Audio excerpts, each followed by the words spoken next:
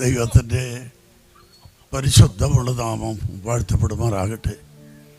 നാം എല്ലാവരും വളരെ നമ്മെ സ്നേഹിച്ച പാസ്റ്റർ ജോസ് പ്രകാശിൻ്റെ ആകസ്മികമായ വേർപാടിൽ നമ്മുടെ എല്ലാവരുടെ ഹൃദയത്തിൽ അതിയായ ദുഃഖം ഉണ്ട് എങ്കിലും സർവാശ്വാസങ്ങളുടെയും ഉറവിടമായ ദൈവത്തിൻ്റെ സാന്നിധ്യം നമ്മുടെ മധ്യ എഴുന്നള്ളി ദൈവം തരുന്ന ദിവ്യ സമാധാനത്തിനായി ദിവ്യാശ്വാസത്തിനായി ഞാൻ ദൈവത്തിന് സ്തോത്രം ചെയ്യുന്നു.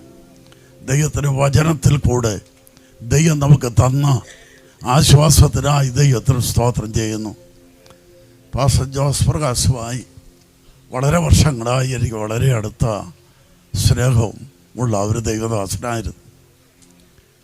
ഇന്ത്യൻ പെന്തക്കോസ്റ്റ് ചർച്ച് ഓഫ് ഗോഡിലെ വളരെ അനുഗ്രഹിക്കപ്പെട്ട ഒരു കർത്തൃദാസനായിരുന്നു പാസ്റ്റർ ജോസ് പ്രകാശ്.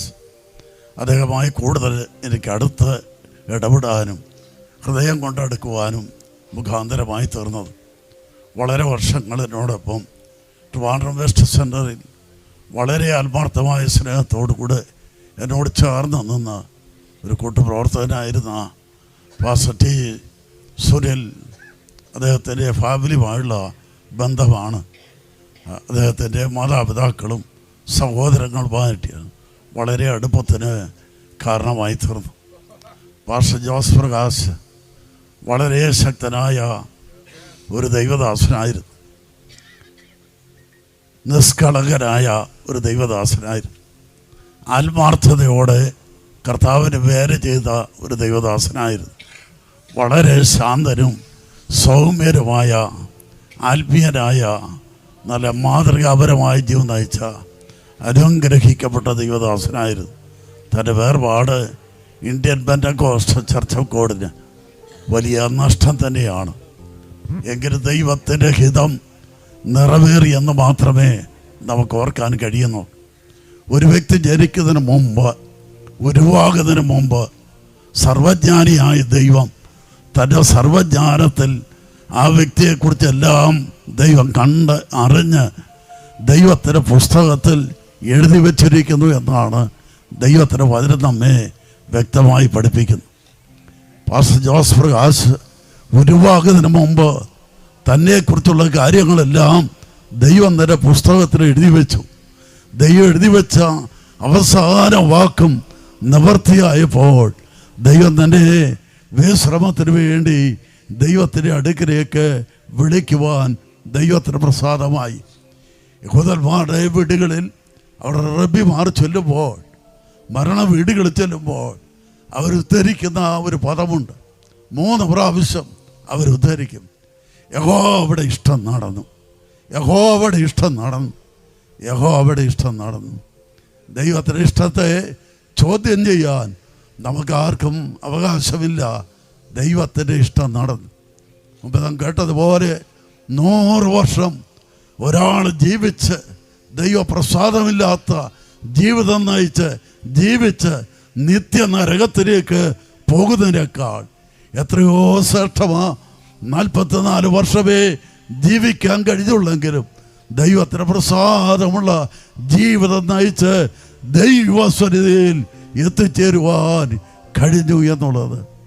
പ്രിയപ്പെട്ട ജോസ് പ്രകാശ് കർത്താവിൻ്റെ സന്നിധി സന്തോഷിക്കുക. നമ്മളിവിടെ ദുഃഖിക്കുകയാണെങ്കിലും താൻ സന്തോഷിച്ച് കർത്താവിൻ്റെ മുഖം കണ്ടുകൊണ്ട് ദൈവസന്നിധിയിലായിരിക്കുക. തൻ്റെ ഭൗമ ശരീരം മാത്രമേ നമ്മുടെ മുമ്പിലുള്ളൂ. എന്നാൽ നമുക്കൊരു കാര്യം അറിയാം, കർത്താവ് എത്രയും വേഗം മടങ്ങി വരും. കാഹളം ധ്വനിക്കും, മരിച്ചവർ അക്ഷയരായി ഉയർത്തെഴുന്നേൽക്കും. ഈ ദ്രവത്വമുള്ള ശരീരം അദ്രവത്വത്തെ പ്രാപിക്കും, ഈ മർത്യമായ ശരീരം അമർത്യതയെ പ്രാപിക്കും.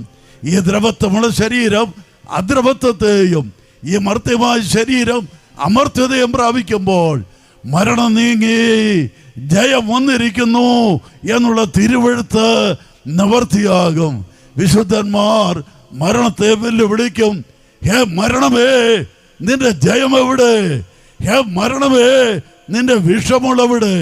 ഭാര്യ സഹോദരങ്ങളെ, ഇനി ലോകത്തിൽ ഏറ്റവും വലിയൊരു സംഭവം സംഭവിക്കാൻ പോകുക. ഇനി സംഭവിക്കാൻ പോകുന്ന ഏറ്റവും വലിയ സംഭവം എന്താണെന്ന് ചോദിച്ചാൽ, കോടാനുകോടി കുഴിമാടങ്ങൾ തുറക്കപ്പെടും, കല്ലറകൾ തുറക്കപ്പെടും, സെല്ലുകൾ തുറക്കപ്പെടും. കോടാനുകോടി വിശുദ്ധന്മാർ മഹത്വ ശരീരധാരികളായി, ജയാളികളായി, തേജസ്സുള്ള ശരീരത്തോടുകൂടെ തങ്ങളുടെ കർത്താവിനെ എതിരേൽപ്പാൻ മേഘങ്ങളിലേക്ക് എടുക്കപ്പെടും. കർത്താവിനെ കാഹളം ധരിക്കുമ്പോൾ കോടാനുകോടി വിശുദ്ധന്മാർ ഉയർത്തെഴുന്നേൽക്കുന്ന ഉയർത്തെഴുന്നേൽപ്പിന്റെ സുദിനത്ത് നമ്മുടെ പ്രിയപ്പെട്ട കർത്താവിന്റെ ദാസൻ ജോസ് പ്രകാശിനെ നമുക്ക് നേരിട്ട് കാണാം. ഈ ശരീരത്തിലല്ല, തേജസ്സുള്ള ശരീരത്തിൽ, മഹത്വ ശരീരത്തിൽ വീണ്ടും കാണാം. അപ്രത്യാശയുള്ള എല്ലാവരും കരങ്ങൾ ഉയർത്തി നമ്മുടെ ദൈവത്തിന് സ്തോത്രം ചെയ്യാം. Hallelujah, hallelujah, hallelujah.